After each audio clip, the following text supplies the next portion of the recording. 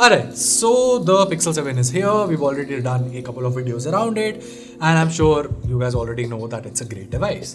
But the big question still remains, do you really need to spend money on the Pixel 7? I mean, even with the offers, this thing is going for 50,000. Without the offers, this thing retails for 60,000. Now, I can't foresee the future where I can tell you, okay, wait for these many sales and the price will drop down. I don't know where this thing will sell. But if you're in the market to buy a phone right now, do you really need to spend 50,000 on the Pixel 7? Or can you save a little buck or a couple of bucks or a couple of rupees, whatever, depending on your currency, and just get the Pixel 6a instead? I mean, it's still Google device, it's still stock Android, it still offers quite a lot of features that the Pixel 7 does. So, should you go for the value for money device? Or does the Pixel 7 justify its price tag? Let's find out. This is Varun from GTR and you're watching my in-depth comparison of the Pixel 6a with the Pixel 7. Let's get started.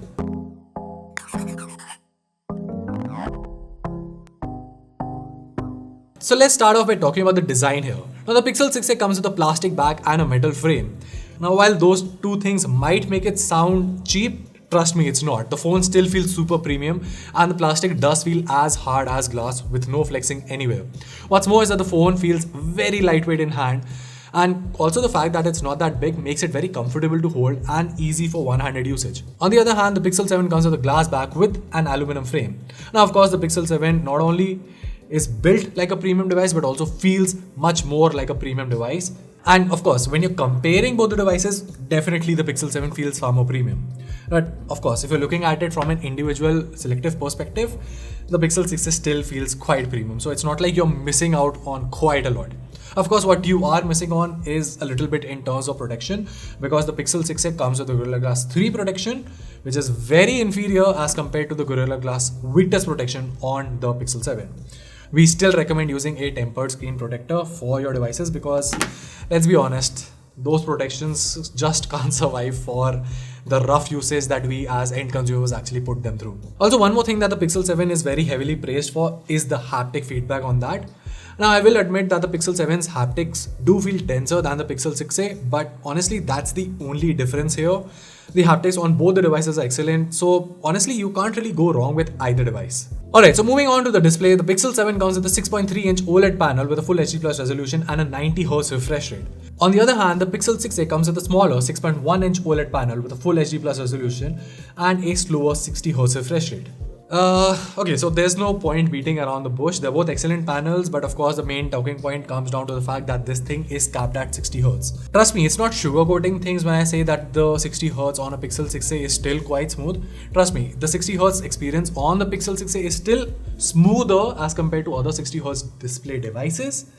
With that being said, I mean, it's a no-brainer that the Pixel 7 has a better display here. You get a smoother and a more brighter display, and of course a bigger, in comparison, a bigger display. So there's that. But of course, it's your choice whether you prefer a compact device or a slightly bigger device. As far as content consumption goes, they're both amazing panels that come with wideband L1 certification and also support HDR10 content, both inside YouTube and Netflix as well. Also, the speakers on both the devices are amazing, so it's not like you're missing out on anything. Alright, so moving along, let's talk about the performance. Now, the Pixel 7 comes with a Tensor G2 processor, while the Pixel 6a comes with the older Tensor G1 processor. Apart from that, there's also the difference in RAM, where the Pixel 6a comes with 6GB of RAM, while the Pixel 7 comes with 8GB of RAM. Now, as far as performance are concerned, in day-to-day performance, they're both pretty comparable. The apps open fast and work very smoothly. One area where the Pixel 6a does suffer is that the RAM management on this is not that good. For instance, there have been instances where if you're listening to music in the background and you start to click a photo, not only does the music pause, but the app in itself just closes down. So you literally have to open up the app. Like in my case, that was Spotify. But yeah, the experience is, well, the RAM management experience could be improved a bit on the Pixel 6a. With the Pixel 7, there is no such issue. Alright, so as far as heavy duty performances goes, you can see the CPU throttling benchmark on your screen, and of course the Pixel 6a suffers very badly. Almost the entire graph is red here, so you can see that the Pixel 6a does get very warm. Actually, warm is not the right word, it actually gets really hot, and you can't really game on this device. I mean, sure, you can run games at the highest settings, but it's not a great gaming experience when your device is getting very hot and very uncomfortable to hold. And that's not to say that the Pixel 7 is a great gaming device either. It's just better than the Pixel 6a in comparison. But as an individual device, even the Pixel 7 does have throttling issues. Even the Pixel 7 does get warm. And of course, I mean, if this thing can game for like 20-30 minutes, this thing can game for 40-50 minutes. But that's the only difference. Neither of these are gaming devices. Speaking of performance, of course, the software plays a crucial role in that department. For the most part, the software experience is the same on both the devices, clean stock Android with Google's own additions. But speaking of those additions, the Pixel 7 does have certain features that are exclusive to it. For instance, such as the image unblur and face unlock and certain things like that. With that being said, if you are thinking of buying the Pixel 6a, don't feel left out because Google does have a history of eventually porting these features to older generation devices. So maybe right now they have just restricted those features to the Pixel 7 so that consumers do buy the new device. However, I do see a future where I see these features rolling down to older gen devices, either officially from Google or via modded ports. Alright, so moving along, let's talk about the camera performance. Now the Pixel 6a comes with a 12.2 MP primary sensor coupled with a 12 MP ultra-wide sensor. There's also an 8 MP selfie shooter up front. Of course, these numbers are quite dated in comparison to what the competition offers, but right now we're comparing it with the Pixel 7, which comes with a 50 MP primary sensor, a similar 12 MP ultra-wide sensor, and a slightly bigger 10.8 MP selfie shooter. Alright, so numbers apart, let's see how both of these cameras actually fare in the real world usage. You would expect the Pixel 7 to be better, right? Is that really the case though? Let's find out.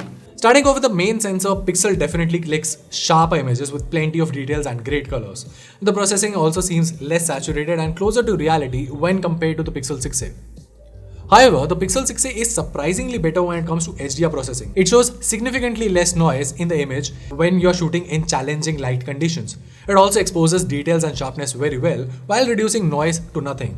In comparison, the Pixel 7 does saturate the images a little bit more. Now, of course, that is considering the fact that the Pixel 6a uses an older, already tried and tested sensor, which has been very well optimized to produce stunning results like you are seeing on your screen.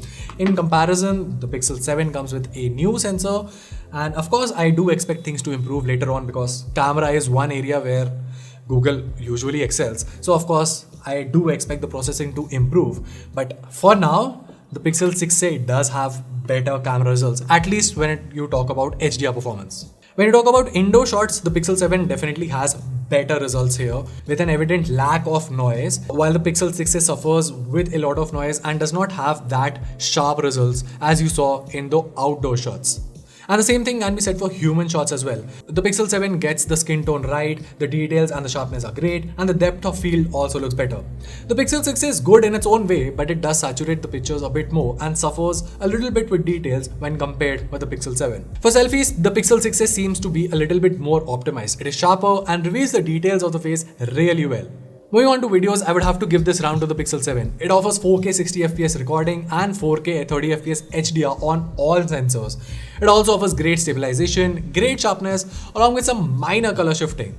Now in comparison, the Pixel 6 is still good and the stabilization is still decent, but of course the sharpness is quite lacking in comparison to the Pixel 7. Moving on to the selfie videos, I would have to say that you get better results in terms of sharpness on the Pixel 6a, as the Pixel 7 does suffer with focusing issues on the face. That being said, stabilization is still better on the Pixel 7, but focusing on the subject is where it does suffer. Also, one more thing I would like to highlight, similar to the CPU throttling performance, is that both the devices do heat up a lot while you're recording videos. Again, as evident, the Pixel 6a starts to heat up quicker in comparison to the Pixel 7, even to the point where the Pixel 6a also showed me a message saying that your device is too hot and can't record videos. I did not get a similar message on the Pixel 7, but it was still very hot to the point where I myself did not want to record a video. So yeah, I mean, while they're both excellent cameras, the processors still need a bit of tuning, and I hope things change when Google bases their tensor cores on the new Snapdragon 8 Plus Gen 1 or the upcoming Snapdragon 8 Plus Gen 2 processors, because these are outdated processors that, well, just don't handle the heat that well. Moving on, let's talk about the battery life. Now the Pixel 7 comes with a 4355 mAh battery with 20 watts of fast charging, In comparison, the Pixel 6a comes with a slightly bigger 4410 mAh battery with support for 18 watts of fast charging. Now, neither of the devices come with a charger inside the box, but one advantage that the Pixel 7 has that it does support wireless charging as well, along with reverse wireless charging as well. Now, as far as battery backup is concerned, both the phones output a similar battery life, but the Pixel 6a is slightly better owing to the fact that it has a bigger battery and is locked at 60 Hz of refresh rate only. As far as charging time is concerned, both the phones take about 1.5 hours to 2 hours to basically go from 0 to 100%. Alright, so the big question. The Pixel 6a retails for about 35,000 and then you can add in some bank offers and all. The Pixel 7 retails for 60,000 with bank offers. You can get it for 50,000, but that completely depends on whether you have that credit card or not. So even if I were to consider 35,000 and 50,000, there's still a big price gap of 15,000 between both the devices. That's a big difference. And I think most folks would agree after seeing this video till this point that the Pixel 6a does offer majority of the experience that the Pixel 7 claims to offer. I mean, the Pixel 7 is undoubtedly a premium device and more or less manages to justify its offering. But for the average consumer who just wants a Google phone for the brand value, who wants a clean stock Android with day one updates, day one security updates, a good refined camera, in that scenario, the Google Pixel 6a definitely makes the better choice. Now, that is not to say that either of these devices are the best devices that you can buy in their specific price segment. Even at 35,000, there are much better options available in the market that might suit or might cater to a different majority of users. If you want more performance devices, if you want devices with more features, then of course there are better options available. Similarly, for the Google Pixel 7, you have different options available, and we've already done comparisons with the Moto X30 Ultra and the Fusion, and we've also done a dedicated camera comparison of the Pixel 7 with the OnePlus 10T. So you can definitely check out all of those videos and make a more informed decision. But that's a different topic.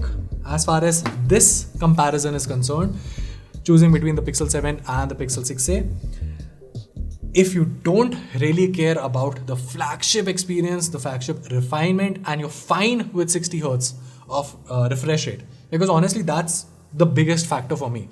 As long as you're fine with 60 Hz of refresh rate, the Pixel 6a seems to be the more better choice for a vast majority of the users. Of course, the Pixel 7 makes more sense if you want to record more videos, want a higher refresh rate display along with a bigger display as well, want a slightly more durable device. Not slightly, I mean, of course, the materials used are far more premium in comparison to the Pixel 6a, and definitely are okay with spending that much amount of money, then sure, go with the Pixel 7. And well, that was it. If you found this video helpful, make sure to let us know by giving us a thumbs up and subscribing to our channel for more awesome tech content. Till then, this is Varun from GTR, and I'll see you in the next one.